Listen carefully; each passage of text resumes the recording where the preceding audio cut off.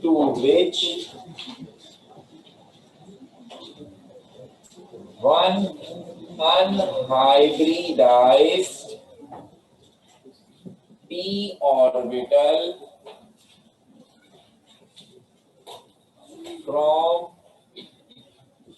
each carbon allows cyclic delocalization of its pi electrons.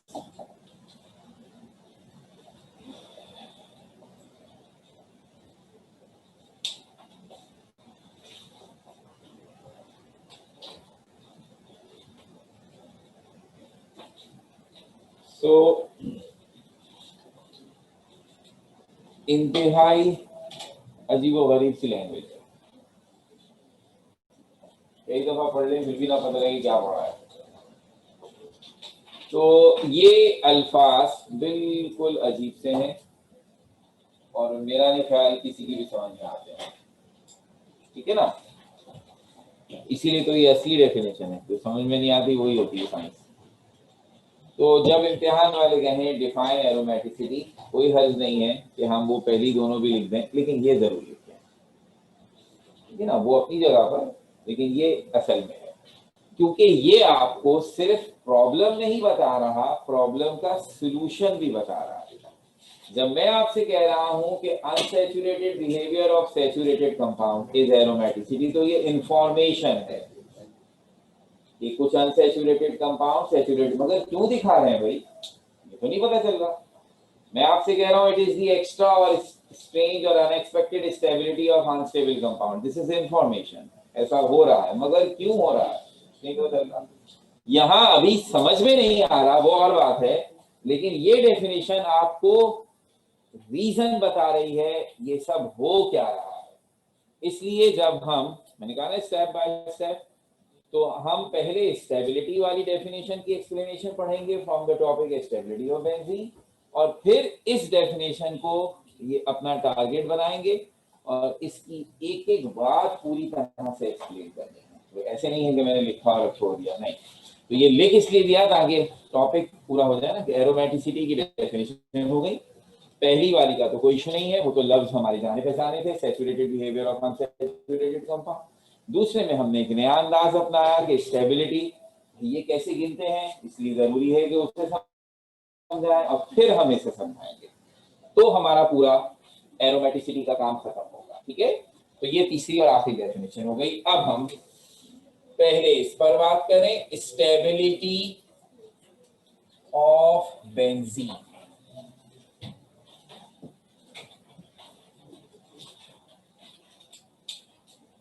पहले हम इस टॉपिक से ये साबित करेंगे कि due to some reason stability, जब हम ये साबित कर देंगे कि यस बेंजीन में कहीं से जादू की स्टेबिलिटी आ रही है, तब आप पूछेंगे ना क्यों आ रही है। मैंने तो बताया ना हुआ क्या है, तब आप पूछेंगे क्यों हुआ है। तो इससे पता चलेगा क्या हुआ है, फिर आप पूछेंगे कि क्यों, तो फिर हम बेंजीन को बेस बनाकर ये डेफिनेशन समझाएंगे, ठीक है। पहले इस पर बात करते हैं, how one can estimate the stability of any compound, कैसे गिन लेते हैं हम किसी भी कंपाउंड की स्टेबिलिटी। इसके लिए हम कुछ एक्सपेरिमेंट्स करेंगे इस टॉपिक, और उन एक्सपेरिमेंट्स की मदद से ये बात वाजे करेंगे कि किसी भी कंपाउंड के स्ट्रक्चर को देखकर हम उसकी स्टेबिलिटी के बारे में एक्सपेक्टेशंस कैसे बनाते हैं, और अगर वो कंपाउंड उन एक्सपेक्टेशंस पर पूरा उतरेगा तो वो एक नॉर्मल कंपाउंड होगा, लेकिन अगर वो हमारी एक्सपेक्टेशन से ज्यादा स्टेबिलिटी दिखा देगा, अनएक्सपेक्टेड बिहेवियर दिखाएगा, तब एरोमेटिक होगा, ठीक है।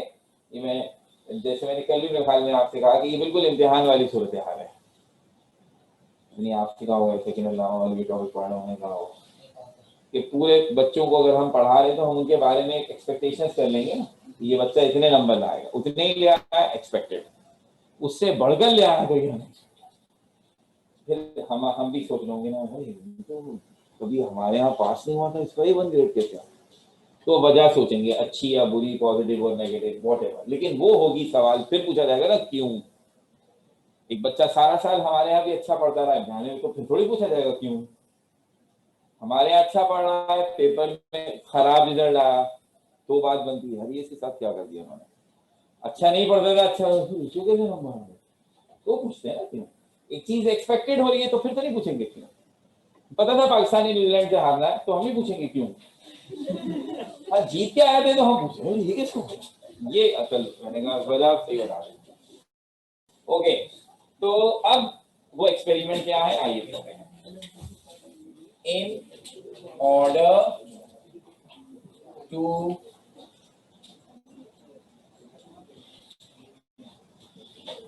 understand the stability of benzene, let us consider following experiments.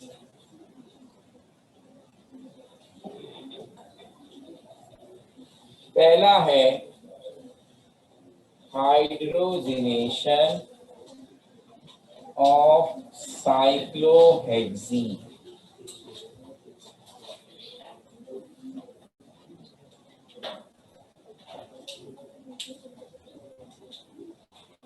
सारे एरोमेटिक कंपाउंड साइक्लिक होते हैं, इसलिए पहला शक हमें ये हुआ कि साइक्लिक स्ट्रक्चर के साथ शायद कोई स्पेशल जादू रिलेट हो गया है। इसलिए हमने आगाज किया एक साइक्लिक कंपाउंड से, नाम से पता चल रहा है ये है साइक्लोहेक्सीन।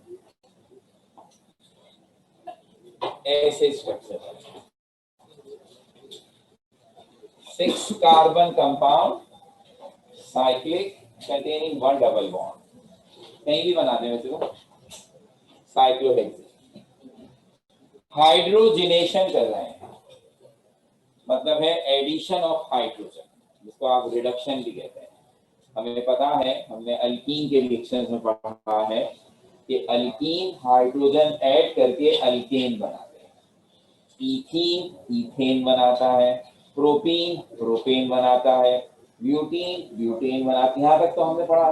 तो ये भी साइक्लिक भी ले आऊं तो भी होगा, साइक्लोहेक्सीन साइक्लोहेक्सेन बनाएगा, डबल बॉन्ड खत्म हो जाएगा।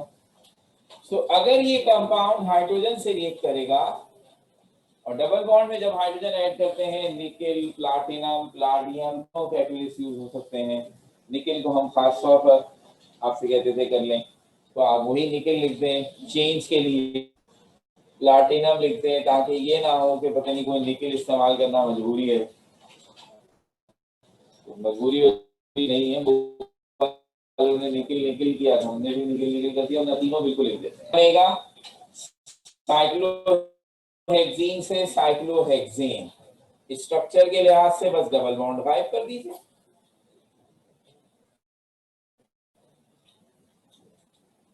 ये हो गया।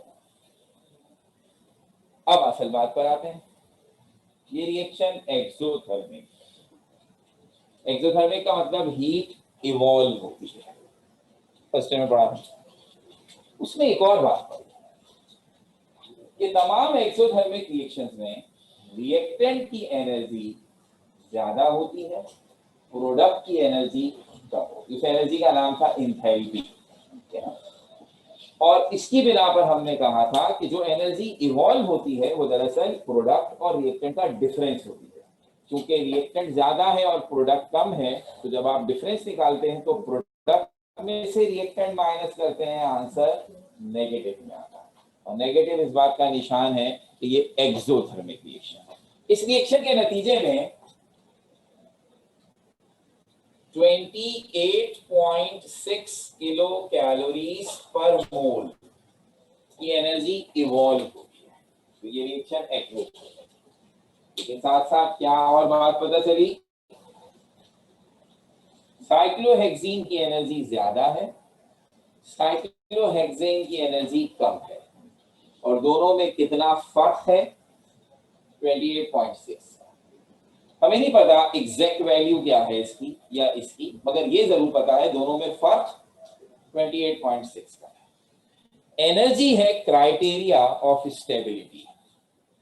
जिसकी एनर्जी जितनी ज्यादा होती है वो उतना ज्यादा अनस्टेबल होता है, जिसकी एनर्जी जितनी कम होती है वो उतना ज्यादा स्टेबल होता है। इसका मतलब है आपको ये कहना चाहिए कि साइक्लोहेक्सीन से 28.6 किलो कैलोरीज ज्यादा स्टेबल है। तो जो एनर्जी की वैल्यू है वही स्टेबिलिटी की मेजरमेंट है। ठीक है, तो अब कौन ज्यादा स्टेबल है? सिंगल बॉन्ड वाला हेक्सेन। कितना ज्यादा स्टेबल है? 28.6 किलो कैलोरीज। ठीक है, अच्छा, अब हम ये क्या जानना चाह रहे हैं, क्या ये कोई एक्स्ट्राऑर्डिनरी स्टेबिलिटी है हमारी तवक्कात से ज्यादा? मतलब तवक्कात किधर कहाँ से आ गई? जो आपने बताया मैं सुन लिया। तवक्कात ऐसे आएंगी कि आप ये जानना चाहते हैं कि is that anything strange associated with the cyclic compound. तो मुझे क्या करना चाहिए? मुझे फौरन पूछना चाहिए, sir what happens when in ordinary double bond alkene hydrogenated to alkene. अगर मैं इथीन में हाइड्रोजन ऐड करके इथेन बनाता तो कितनी एनर्जी निकलती है? तब होगा ना कि हाँ ज्यादा निकल, और ये तो जबरदस्ती। पता चला एग्जैक्टली यही निकलती है 28.6। तो इससे क्या साबित हुआ? डबल बॉन्ड चाहे ओपन चेन कंपाउंड में हो या साइक्लिक कंपाउंड में, उसकी वजह से जो एनर्जी का डिफरेंस या स्टेबिलिटी का डिफरेंस पैदा होता है वो हमेशा 28.6 है। That's it. तो अब इथीन इथेन बनाए, ब्यूटीन ब्यूटेन बनाए, हेक्सीन हेक्सेन बनाए या साइक्लोहेक्सीन साइक्लोहेक्सेन बनाए, यही एनर्जी बॉन्ड, जिससे साबित हुआ कि कोई भी कंपाउंड अगर पाई बॉन्ड या डबल बॉन्ड रखे तो उसके एनर्जी कंटेंट्स में 28.6 बढ़ जाते हैं और उनकी अनस्टेबिलिटी भी 28.6 बढ़ जाती है। तो इसका मतलब है ये कंपाउंड बिल्कुल वैसा ही बिहेव कर रहा है जिस तरह दुनिया के सारे एल्कीन करते हैं। So nothing extraordinary. ठीक हो गई बात? कमेंट लिख देते हैं। When cyclohexene is hydrogenated to cyclohexane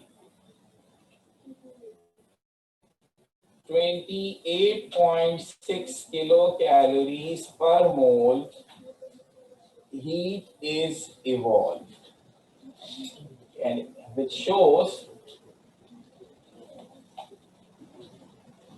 how much cyclohexane is stable than cyclohexene।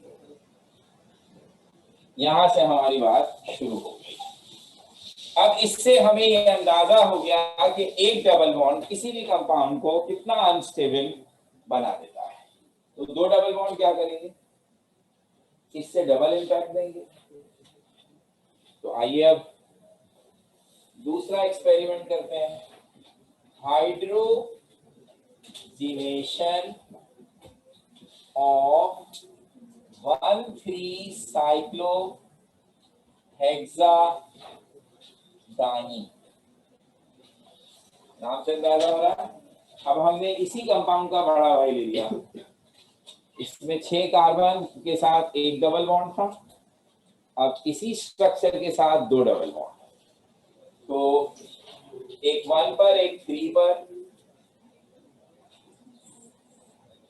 1,3-साइक्लोहेक्साडाइन। जब किसी कंपाउंड में 2 डबल बॉन्ड है तो उसमें 2 हाइड्रोजन ऐड होंगे।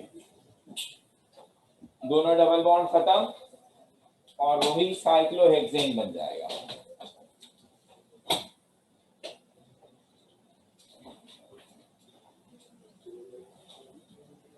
On the basis of first experiment, अब आप भी एक्सपेक्टेशंस कर सकते हैं। अब आप भी एक गैस कर सकते हैं कि सर जब आप ये रिएक्शन करेंगे तो एक हाईली अनस्टेबल कंपाउंड जिसमें दो दो डबल बॉन्ड थे, वो एक हाईली स्टेबल कंपाउंड जिसमें सिंगल बॉन्ड है में कन्वर्ट हो रहा है, और लाजमी तौर पर एनर्जी इवॉल्व होगी, रिएक्शन एक्सोथर्मिक होगा। कितनी एनर्जी आप उम्मीद कर रहे हैं कि इवॉल्व होनी चाहिए? आप तो उम्मीद कर लेंगे ना, ये सोचते हुए कि सर जब एक डबल बॉन्ड के लिए 28.6 था, तो दो डबल बॉन्ड के लिए इससे डबल एनर्जी होगी। सिंपल। अब ना हो वो बाद में सोचिएगा, लेकिन कम से कम ये आप उम्मीद तो करेंगे ना। मैं कह दूं नहीं दो डबल बॉन्ड के लिए जो है 5 गुना एनर्जी होगी, तो ये सर क्या वैसी वैसी बात है। तो इसलिए expectation is simply double energy. Okay, I am expecting 57.2 kilocalories per mole to be evolved. This is expected.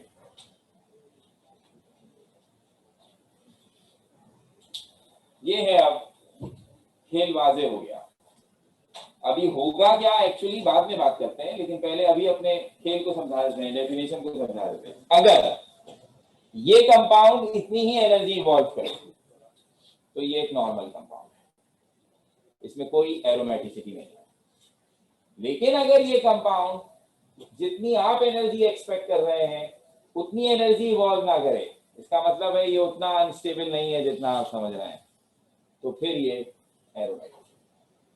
ठीक है ना? तो इसका मतलब है, अब ये बड़ा इंपॉर्टेंट हो गया कि क्या करता है ये कंपाउंड। एक्सपेरिमेंट किया और मेजर की बहुत केयरफुली, एनर्जी कितनी आई,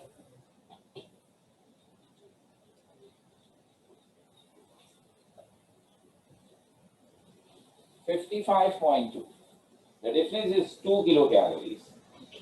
A very minor difference, जो हरगिज भी हमें इम्प्रेस नहीं कर रहा। तो एग्जैक्ट 57 नहीं आया, थोड़ा सा कम आया, मगर उस थोड़े से कम को हम एरोमेटिसिटी या स्ट्रेंज या अनएक्सपेक्टेड ऐसे ढकोसलेबाजी में नहीं ला सकते। कोई बहुत ही प्रोमिनेंट डिफरेंस नहीं है। सबसे इंपॉर्टेंट बात यह है कि ये 2 पर भी हम बिल्कुल मुतासिर इसलिए नहीं हुए कि हमने फौरन रिकॉल कहा, ऐसा करें कि ऐसा ही कंपाउंड ओपन चेन में लाइए 1,3 हेक्साडाइन साइक्लिक नाम, तो क्या होगा, वही 55.2। पता ही चला कि ये जो 2 का डिफरेंस थोड़ा सा आ गया है, ये इस वजह से आया कि आपने डबल बॉन्ड बराबर बराबर कर दिए, ऑल्टरनेट, डबल सिंगल डबल। अगर ये डबल बॉन्ड जरा दूर दूर होते, एक 1 पर एक 4 पर या उससे भी आगे, वो तो खैर यहाँ मुमकिन नहीं है, तो फिर एग्जैक्टली 57.2। ये थोड़ा करीब करीब होने की वजह से थोड़ा सा फर्क पड़ गया। चूंकि ये थोड़ा सा फर्क सारे कंपाउंड्स में पड़ता है, ओपन में भी, सब में भी, तो मतलब ये नॉर्मल है, इसमें कोई घबराने की और एरोमेटिसिटी वाली बात नहीं है। तो इससे साबित ये हुआ कि अब आइंदा के लिए भी हम इसी तरह सिंपल डबल बॉन्ड्स की तादाद देखकर जब एक एक्सपेक्टेशन बनाएंगे, तो उससे अगर 2-3 का ऊपर नीचे हो रहा है तो उससे जज्बाती होने की जरूरत नहीं। जो एक्स्ट्रा स्टेबिलिटी है या जो एरोमेटिसिटी है वो बड़ा लंबा डिफरेंस होगा, वो 2-3 का नहीं होगा। तो दिस इज नॉर्मल, कोई हैरत की बात नहीं, ये कंपाउंड बिल्कुल नॉर्मल तरीके से बिहेव करता है, इसमें कोई खास बात नहीं है। When 1,3-cyclohexadiene is hydrogenated, we expect that 57.2 kilocalories per mole heat should be evolved. In actual, 55.2 kilocalories per mole is evolved, which is almost equal to expected value.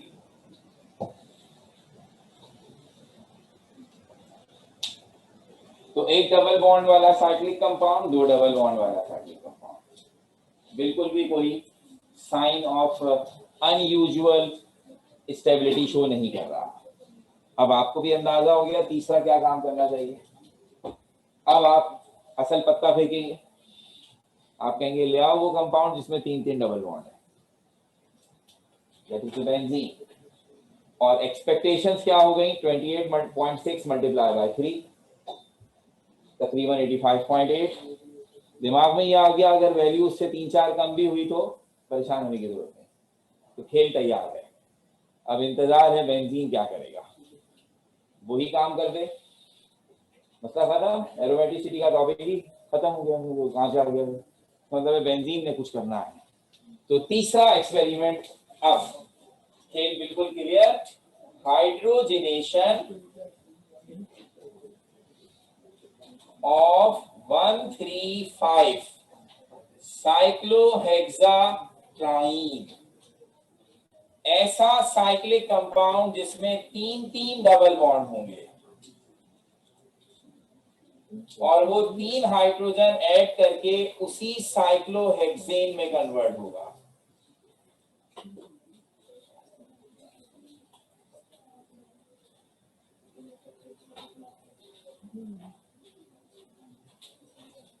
और हमारी एक्सपेक्टेशंस हैं कि 3 डबल बॉन्ड की वजह से 85.8 kilo calories पर मोल heat evolve होनी चाहिए।